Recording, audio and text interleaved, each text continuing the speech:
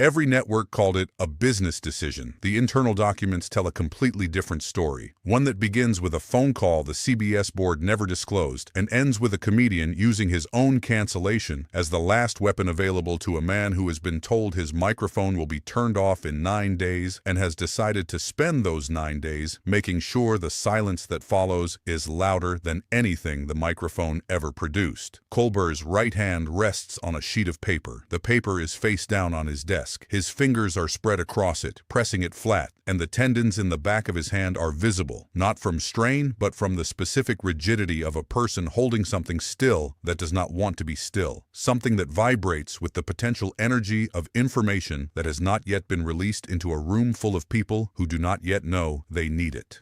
His left hand grips the edge of the desk. The studio is silent.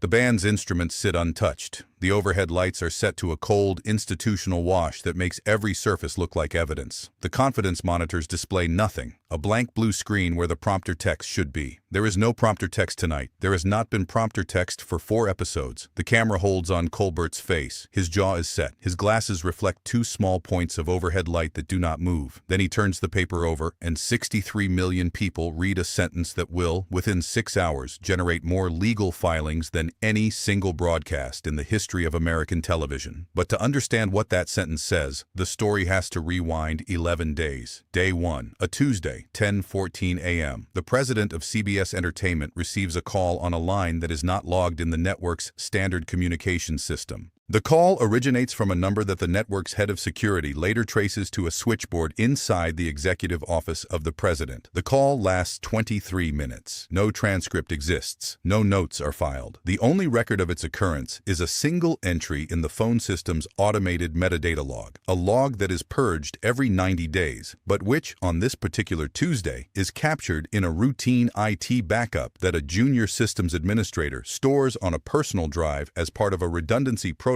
he was never explicitly authorized to implement and never explicitly told to stop. Day 2, a Wednesday, the CBS Board of Directors convenes an unscheduled session. The meeting is listed on the corporate calendar under the title Strategic Programming Review. Q3 adjustments. 9 board members attend. The general counsel is present. The head of regulatory affairs is present. The meeting lasts 107 minutes. At the meeting's conclusion, a single motion is passed. The motion authorizes the network president to implement programming changes consistent with the network's long-term strategic positioning and regulatory compliance objectives. The motion does not mention Colbert. It does not mention The Late Show. It does not need to. The phrase regulatory compliance objectives is doing the work that a name would do in any other document, pointing at a specific target while maintaining the grammatical deniability that allows every person in the room to say, later, under oath, that no individual was discussed. Day 4, a Friday. Colbert is informed. The meeting takes place in the executive producer's office at 2:30 p.m. Present: Colbert, the executive producer, the network president, and the general counsel. The general counsel speaks first. She uses the phrase programming transition. Colbert asks what the phrase means. The network president says, "The show will conclude its current run at the end of the month. 9 episodes remain." Colbert asks why. The network president says, "This is a strategic decision." Colbert asks who made the decision. The silence that follows lasts 4 seconds. The general counsel breaks it. She says, "The decision reflects the board's assessment of the network's current regulatory environment." Colbert asks one more question. The question is 3 words. Whose regulatory environment? No one answers. The present. Episode 6 of 9. The studio audience does not know it is watching history. They know only that the lights are wrong. Too cold, too flat. The opposite of the warm amber wash that late-night television uses to promise its audience that nothing dangerous will happen. They know that the band has not played. They know that Colbert entered the stage tonight without smiling, without waving, without performing any of the small physical negotiations that translate a human being into a television host. He walked to the desk in 9 strides, sat down, adjusted his glasses once, and locked onto the camera with an expression that carries 0 warmth and absolute clarity. reality, the expression of a man who has 9 episodes left and has stopped spending any of them on comfort. This show was canceled 11 days ago, Colbert says. His voice is level, clinical, each word arriving at the same volume and the same speed, the rhythm of a man reading facts into a record. I was told it was a strategic decision. I was told it reflected the board's assessment of the regulatory environment. I was not told why the regulatory environment had changed. I was not told who changed it. I was not told about the phone call. He lifts his hand from the paper on his desk. He turns it over. He holds it at chest height. This is the metadata log from a call placed to CBS's president on the morning before the board meeting that canceled this show. The call originated from a White House switchboard. It lasted 23 minutes. No notes were taken. No transcript was filed. He sets the page down. The call happened. The board met the next day. The show was canceled the day after that. 3 events, 3 days, 1 line. The screen behind him activates. A timeline appears. 3 points on a horizontal axis. Call, board meeting, cancellation. The points are connected by a single line. The line is not annotated. It does not need to be. Its geometry is its argument. A man in the 8th row drops his chin to his chest. A woman near the aisle grips the armrest with her right hand so tightly that her knuckles lose color in a slow wave, white spreading from the first knuckle to the last like frost forming on glass. Let's take an inventory, Colbert says. He opens a folder that has been positioned at the corner of his desk since before the broadcast began. 3 months before that phone call, this network received an FCC inquiry regarding what the commission described as persistent editorial content inconsistent with public interest standards. The inquiry referenced 14 specific broadcast dates. All 14 dates correspond to monologue segments that mentioned the president. He places the inquiry on the screen. 14 dates, 14 highlighted segments. The alignment is clinical. Each broadcast date paired with its FCC reference number, each reference number paired with the monologue topic it flagged. The pattern does not require interpretation. It requires only counting. 2 months before the phone call, 3 advertisers withdrew from the show's commercial inventory. All 3 withdrawals occurred within 48 hours of public statements by political figures criticizing this network's editorial direction. The statements name no specific program. The withdrawals targeted one. He places the advertiser correspondence on the screen. 3 letters, 3 dates, 3 public statements displayed beside them. The intervals are identical. 47 hours, 49 hours, 46 hours. The consistency is mechanical. It has the precision of something designed, not the randomness of something that happened. And 6 weeks before the phone call, Colbert pauses. He removes his glasses. He sets them on the desk. Without them, his face changes. The eyes larger, the expression less defended. The face of a person rather than a performer. 6 weeks before the phone call, a meeting took place between the FCC chairman's chief of staff and a consultant retained by the network's parent company. The meeting was held at a restaurant in Georgetown. No agenda was filed. No minutes were taken. The only documentation is a receipt submitted for reimbursement through the consultant's firm, listing 2 lunches and a line item described as Regulatory Strategy Consultation, Broadcast Client. He puts his glasses back on. The inventory is not complicated. A government agency pressured this network for 14 months. Advertisers were leveraged to create financial pain. A private meeting connected the regulatory apparatus to the corporate structure. And then a phone call was placed from the White House to the man who runs this network. And 23 minutes later, the dominoes started falling. He folds his hands. That is not a strategic decision. That is a transaction. And the currency was this show.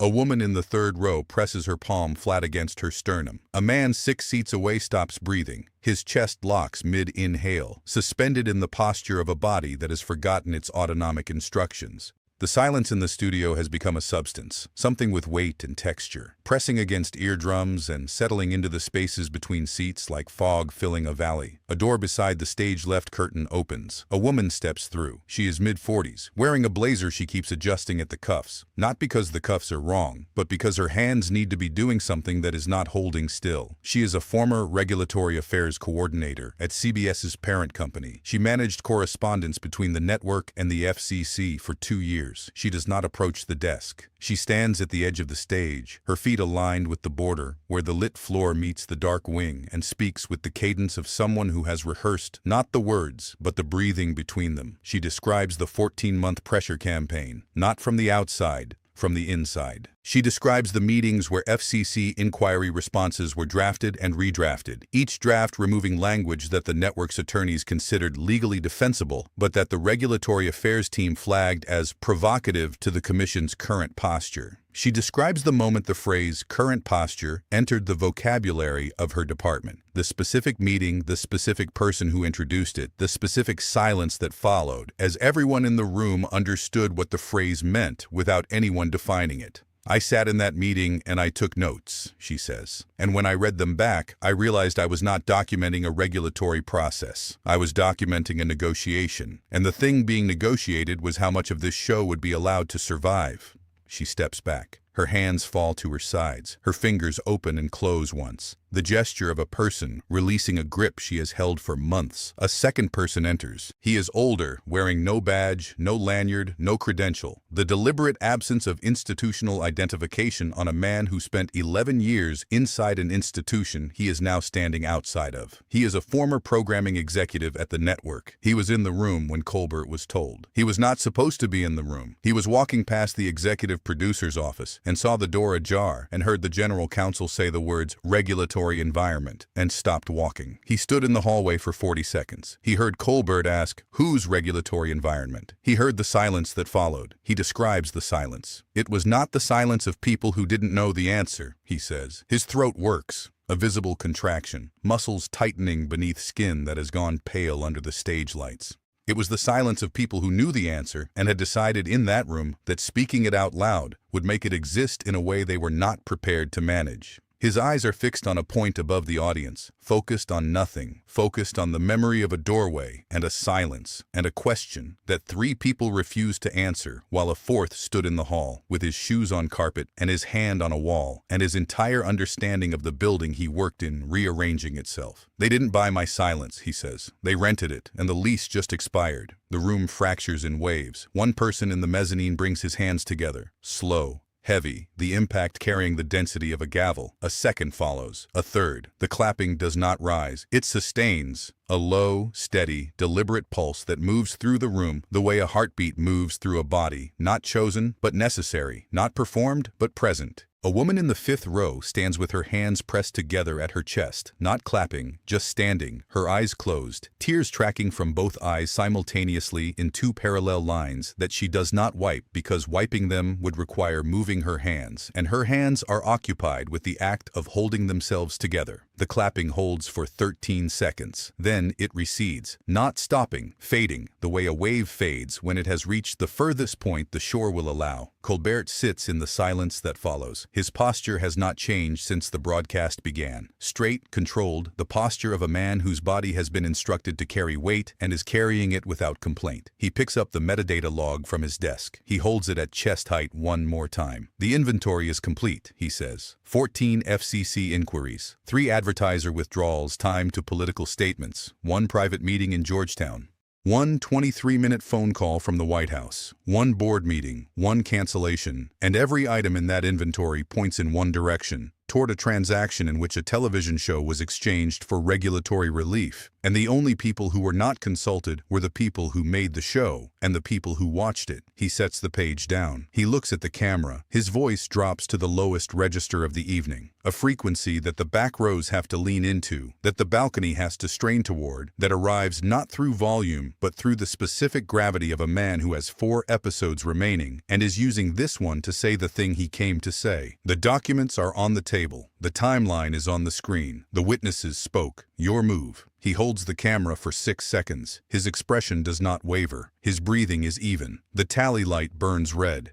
63 million people sit inside a silence that no one is willing to break, watching a man who has been told his microphone will be turned off in 4 episodes, hold it steady, and refuse to lower his voice. By midnight, the metadata log is the lead story on 7 networks. The 14-month timeline is reproduced by 4 graphics departments, each version adding annotations that trace the pressure points from FCC inquiry to advertiser withdrawal, to the Georgetown meeting, to the phone call to the board vote. The phrase, whose regulatory environment trends globally within 20 minutes. 3 words, phrased as a question, functioning as an answer. CBS issues a statement at 12:31 a.m. The statement is 47 words long. It uses the phrase creative differences twice and the phrase mutual agreement once. It does not mention the phone call. It does not mention the board meeting. It does not mention the FCC. The statement is screenshotted and placed beside the metadata log.